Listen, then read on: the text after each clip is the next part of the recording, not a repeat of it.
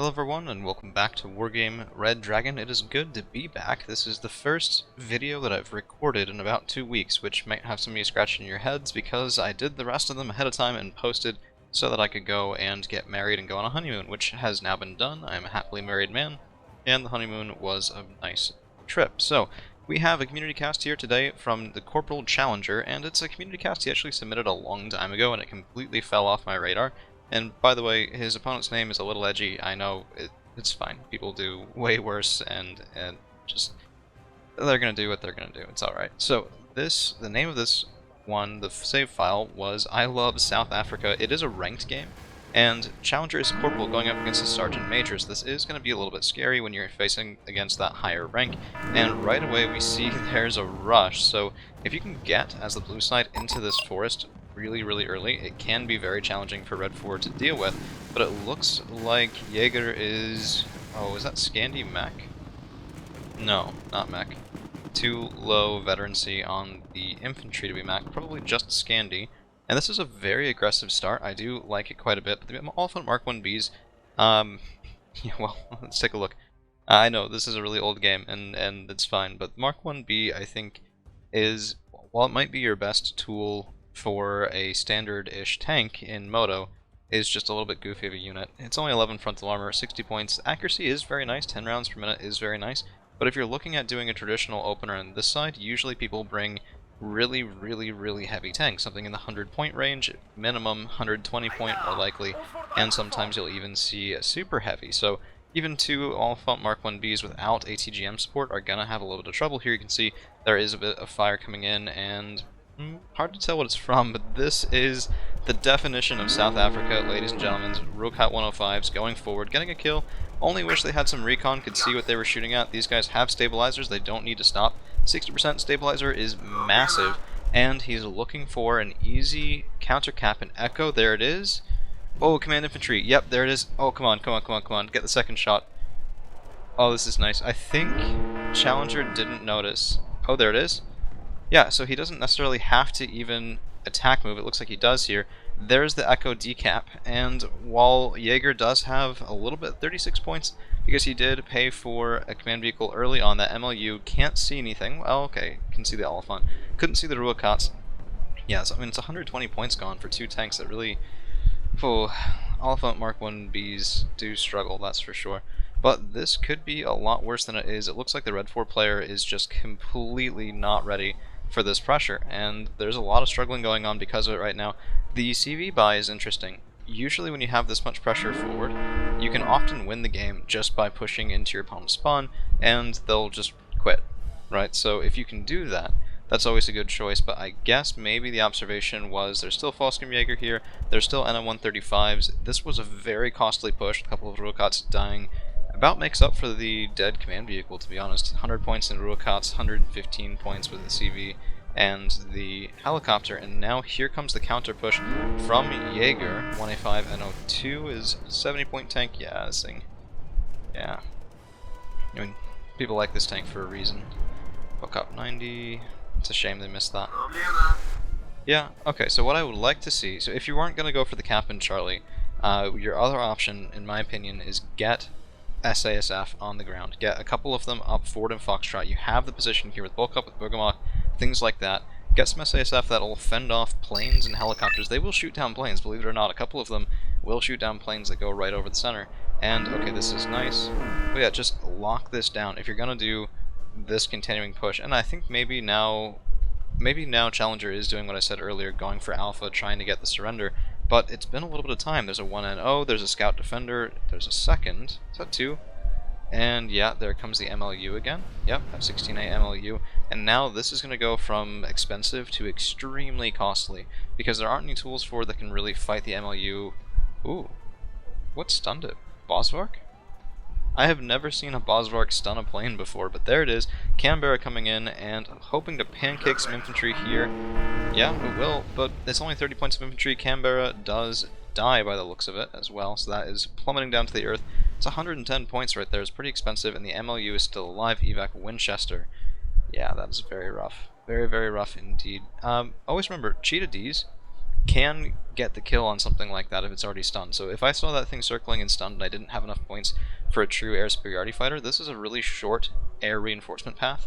Call in that Cheetah D, have them use some of the short range missiles on it, and now, I mean, this is gonna be a bit of a fight, and South Africa really doesn't like sustained fights. So this is gonna be a little interesting. We have, it looks like most stuff on the board for both players is dead, which is certainly a way to start out the game, right? We're 5 minutes in, and most everything is already dead. Pathfinders, by the way, I do like these guys a lot, but be careful with that tertiary. It's not really enough to get through the NM113s, but it'll fire from a pretty far distance away, so only 770 meters, which is not terrible, but you can't really deal damage to these guys because you don't have an anti-tank secondary, but the ferrets will be able to, and this is the 15-point ferret, so 1 frontal armor, which is a little goofy, but against boxes it really does help because they're not going to be taking much damage, if any, from these guys, which means they're going to stay calm. Those shots are going to be a bit more accurate than they otherwise would be if there was more damage coming in from that 50 cal.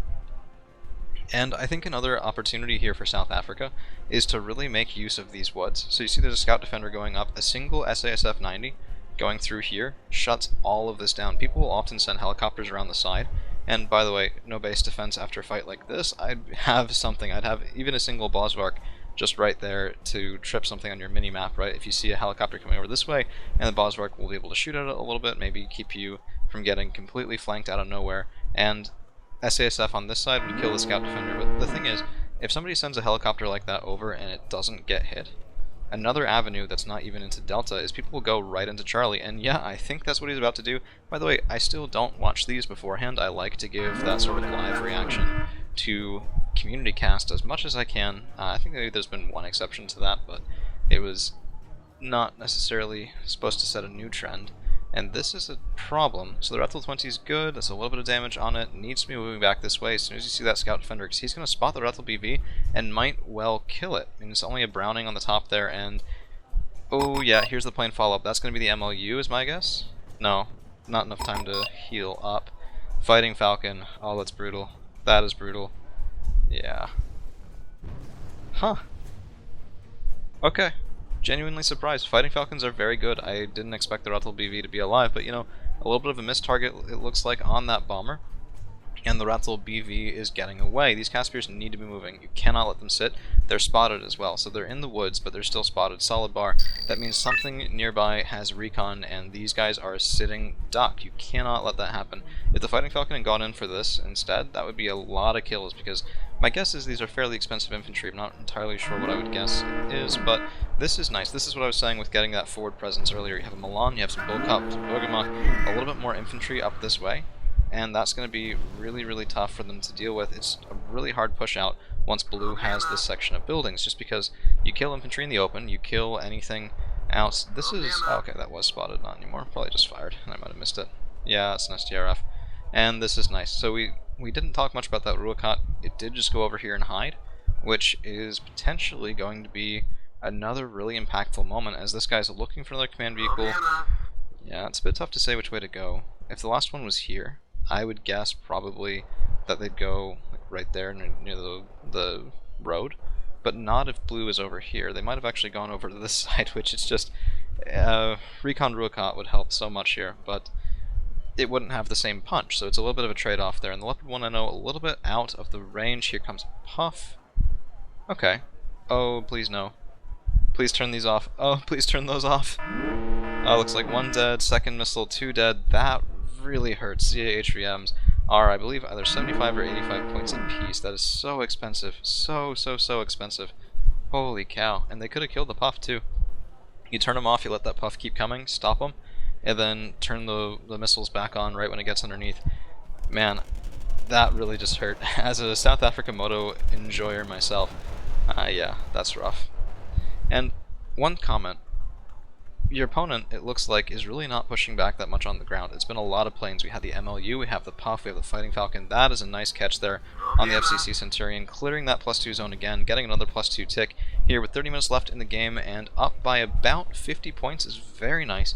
But if your opponent's going to be that heavy into air, fight him in the air. South Africa has some weird air superiority fighters, but they are decently effective, especially on short maps, where you can get those relatively shorter, high-accuracy missiles off pretty reliably. And if they're going to be coming in bombing you over and over and over again, just keep one circling right back here, and it'll deter it. It'll make all that stuff dead buys. The only thing you have to watch out for is that MLU might come in and try and dogfight you, but it's going to be usually down-bedded. I didn't check this one, but it's usually down-bedded.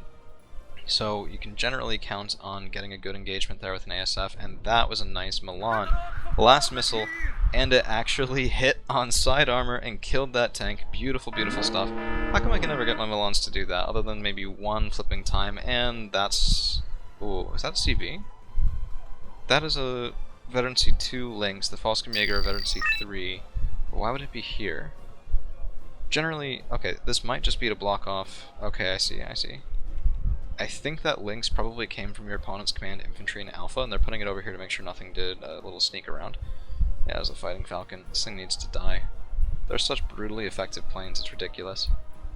And that might have been blind. It's a pretty common staging point, especially if Red still holds the buildings here, but what I like is, well, it's tough. These Fallschirmjäger really need to have been dead quite a while ago. Bergamot and Casper K-Cars are goofy, goofy units, but the Casper K-Cars need to be alive for them to be effective. So if you unload the Bergamot back here, and you keep the Caspiers back by the road, and you push the Bergamot forward, then the Fallschirmjäger 90, when they engage, will get killed by autocannons. But as it is, that's just feeding into Fallschirmjäger 90, which really, really hurts to do quite a lot. Even with the Bergamot, that's decently expensive, because, of course, those guys are only 5 points, but the vehicles with autocannons are 15, so that's 20 points per 40 points for that double stack, and the infantry really can't fight on its own. So there needs to be more return on investment than that was getting, and unfortunately it doesn't quite look like there was, unless... yeah, no. And I do like the XH-1 Alphas. I think they're underestimated as recon helicopters go, just because they can really, really, really deal very well with other helicopters. There's the Puff again, killing it, yeah. There needs to be an air superiority fighter here, because the Puff, the Fighting Falcon, the MLU, all that stuff, just knock them out of the skies, man. Knock them out of the skies. You have the tools to do it. And I get that that was what the ZA HVMs were supposed to be for, but frankly, it's about on par, if not slightly more expensive than... Ooh, that's red. Okay, I don't know if you saw that at the time. Doesn't look like it. This is why base defense is crucial. If we had something over here previously, and I don't want to sound lectury, far from it. This is, I'm really enjoying recording. This is a good thing. I missed it quite a bit. But yeah, this is why base defense is really super important. Some of my first games I ever played in multiplayer in Wargame, I lost to things like sneaking around into my base, and since then I decided, you know, do unto others as they are doing to me. But if your opponent's already cleared this out, they're using that Fighting Falcon, 2 of them now, 1-2 coming in here, looking to retake that town, and probably getting it, is my guess, then you can count on those bombers coming around the side and looking for Charlie, looking for Delta, especially as the Red 4 player narrows down more of this zone that isn't occupied. So if he has units that far in, well, your CV's not over here, so that does kind of narrow it down a bit.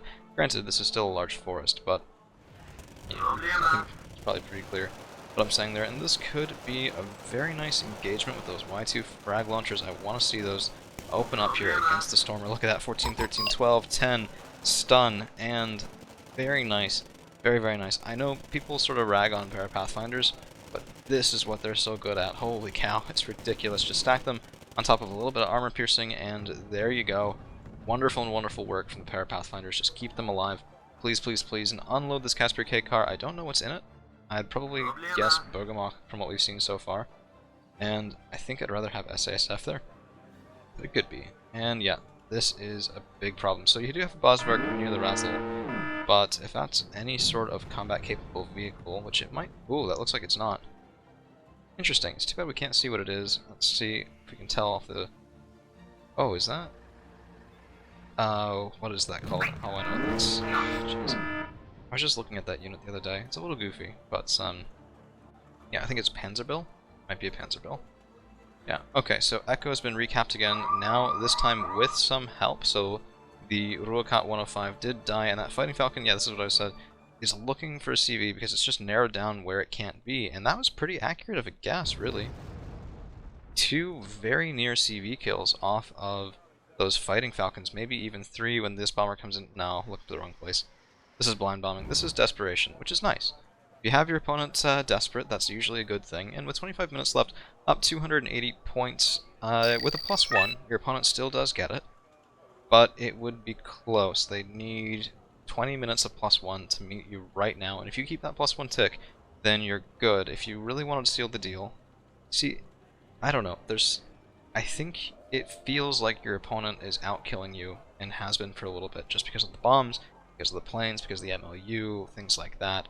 But a CV in Foxtrot going up to a +2 would be really, really tough for him to recover from. If you get to 450, by the way, I'm pretty sure it's either 450 or 460, you can't actually lose. The worst you can do is tie.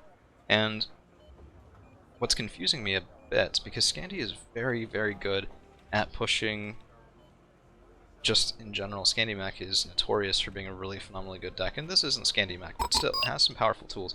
What's confusing me is that, even after clearing this town, well, the first thing I would do is I would push up onto the top of Foxtrot, and I'd clear out this section of woods, and just push into Fox, because if I knew that I was getting decent kills off the bombs, that would seem like the best way to really put pressure on this part of the game, because there's been no blue 4 pressure in Bravo, which is fine. If you have Golf, if you have Foxtrot, that's okay, but the town in Golf hasn't fallen, which means Red 4 can cap this at probably any time, really, just a couple of spaces here. Yeah, it'd be risky, but that would be one way of getting a +1.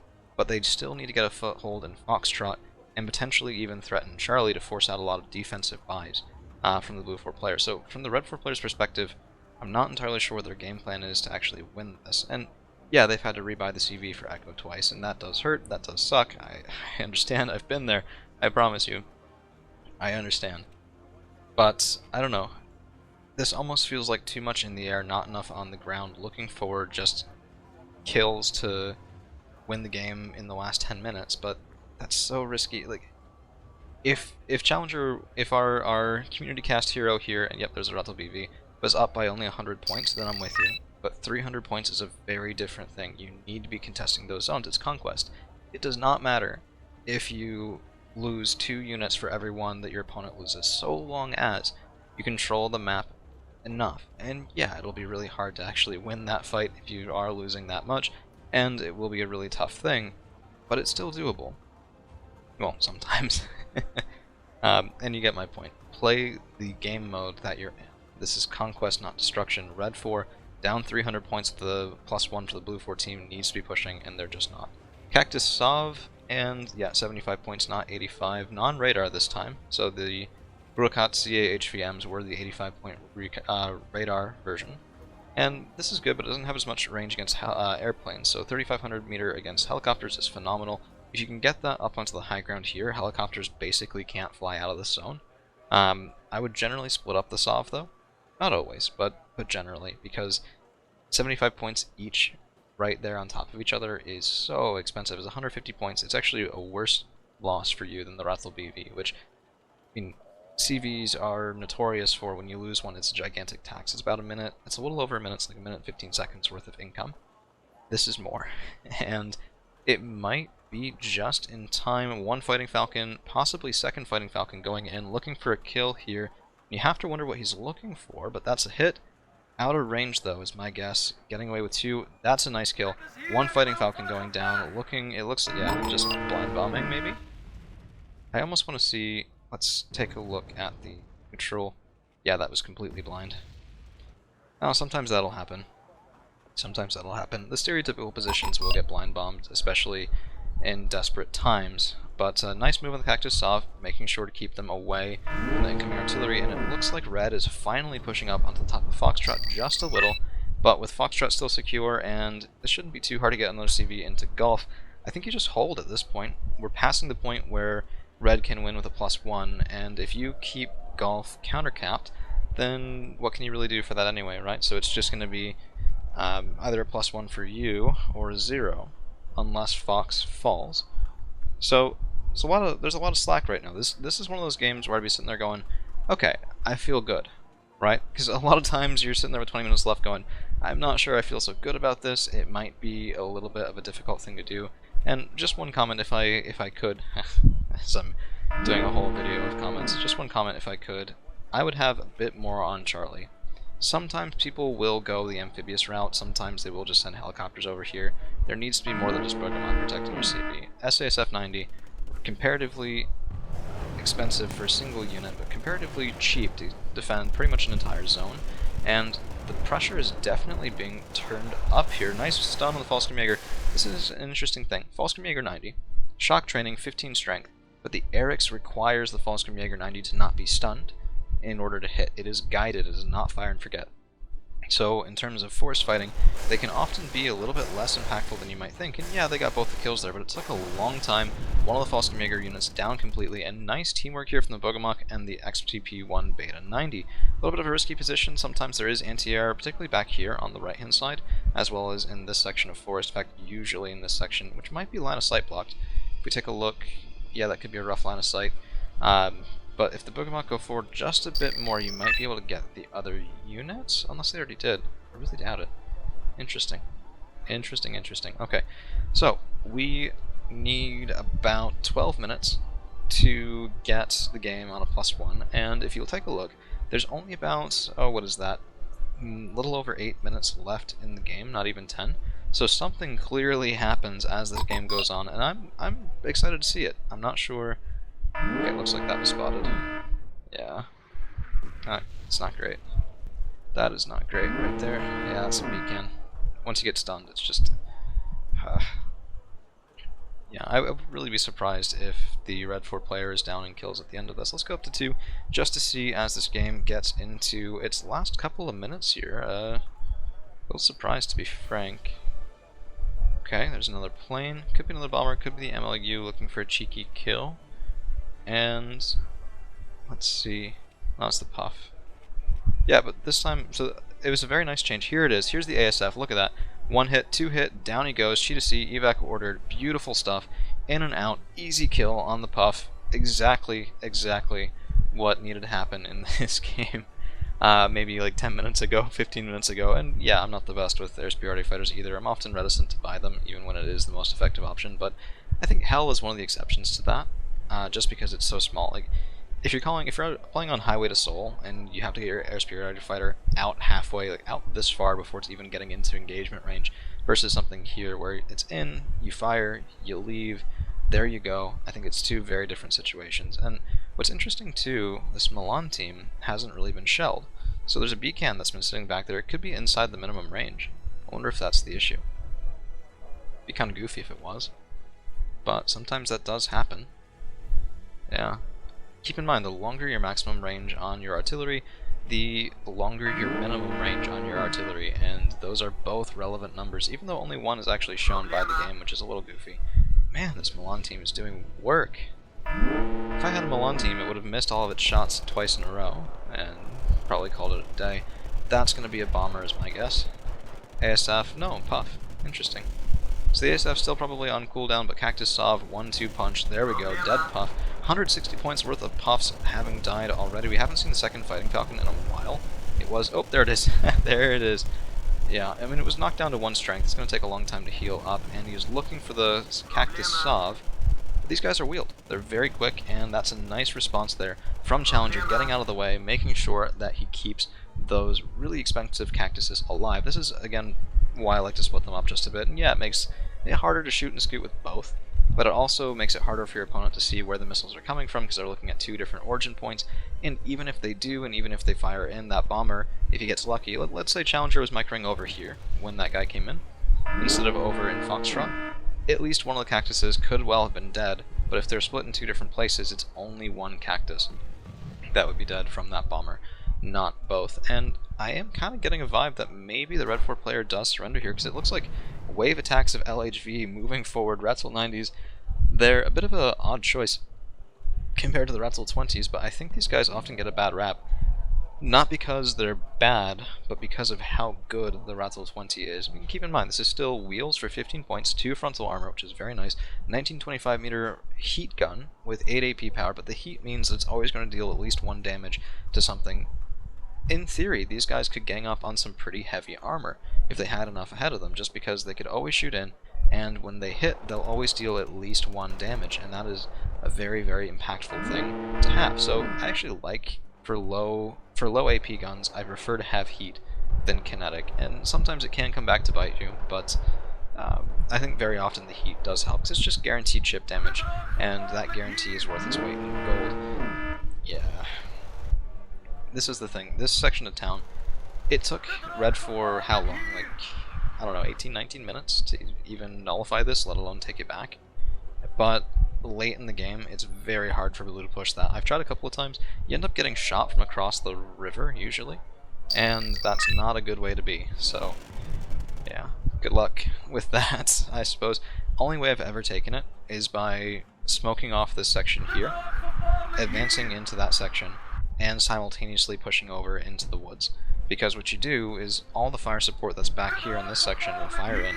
You're fighting it. Sometimes you beat it, sometimes you don't, but in the meantime you get a couple of units of infantry with a little bit of fire support of your own, 10-point tanks or something cheap and easy like that. And you get over into the buildings, and at least then you get into CQC, and if you bring something that's very combat capable, you could, well, get the kill there and resecure that position. But it requires a huge investment, and you have to really push forward into Echo, and the only reason that works too, then, is because, keep in mind, if your opponent has to pick between you getting into Echo and you getting into this town, they're gonna pick the town, because they have to defend Echo. This +2, we've already seen the impact on this game from having it decapped a couple of times, but if it is actually held by Blue 4 forces, that's the end of the game. That's just, what can you do, right? What can men do against such reckless hate? There's the Panzerbill. Ah, I did remember the name of it. Nice. Very nice. M8 Panzerbill. Hiding in the trees, doing a little bit of scouting. Not the most potent of recon vehicles ever, but certainly very capable. And that's a goofy cheetah D, but I like this. Powderbot 90 are a little expensive, but they're also very, very good in my opinion. The only problem is, of course, the 10 RPM launcher, but I mean, no faction has a completely perfect infantry tab.